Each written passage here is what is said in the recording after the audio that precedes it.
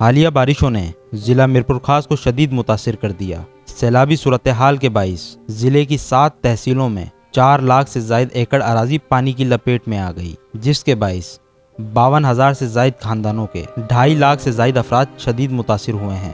وہیں 90% فصلیں بھی مکمل تباہ ہو گئیں۔ ضلع انتظامیہ میرپور خاص کی جانب سے 20,000 سے زائد لوگوں کو ریلیف کیمپ میں رکھا گیا ہے، جبکہ PDMA کی طرف سے ملنے والے امدادی سامان کی بھی ترسیل متاثرین تک ممکن بنائی جا رہی ہے، لیکن تقریباً 1 لاکھ سے زائد افراد ابھی بھی امداد کے منتظر ہیں۔ تحصیل سندڑی میں سانگڑ سمیت مختلف اضلاع سے مسلسل پانی کے آنے کی وجہ سے ہنگورنوں، فلاڈیوں، سمارو موری سمیت 8 یونین کونسل پانی کی لپیٹ میں آ گئی ہیں۔ تحصیل شجاع آباد مین ڈرین اور ڈھورو پران میں شگاف پڑنے اور نالا اوور ٹاپ ہونے کے باعث کمبڑی مین میروا روڈ بھی نالے کی لپیٹ میں ہے، جبکہ سینکڑوں گاؤں بھی مکمل طور پر متاثر ہو گئے ہیں۔ تحصیل کوٹ غلام محمد کی 14 یونین کونسل شدید متاثر ہوئی ہیں، جبکہ یونین کونسل ڈھیگان بھرگڑی مکمل تباہ ہو گئی ہے۔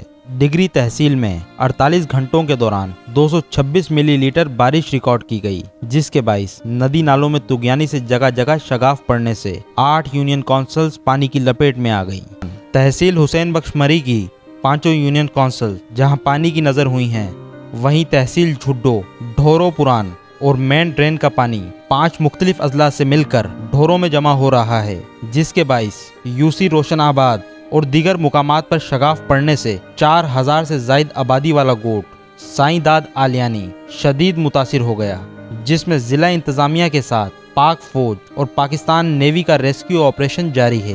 وہیں نوکوٹ سے مختلف شہروں کی طرف جانے والا زمینی راستہ بھی مکمل طور پر منقطع ہو گیا ہے۔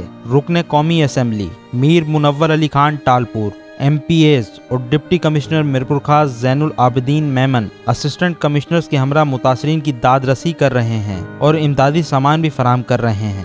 ضلع انتظامیہ کی جاری کردہ یہ رپورٹ غیر حتمی ہے، کیونکہ ابھی مزید نقصان کا تعین بھی کیا جا رہا ہے۔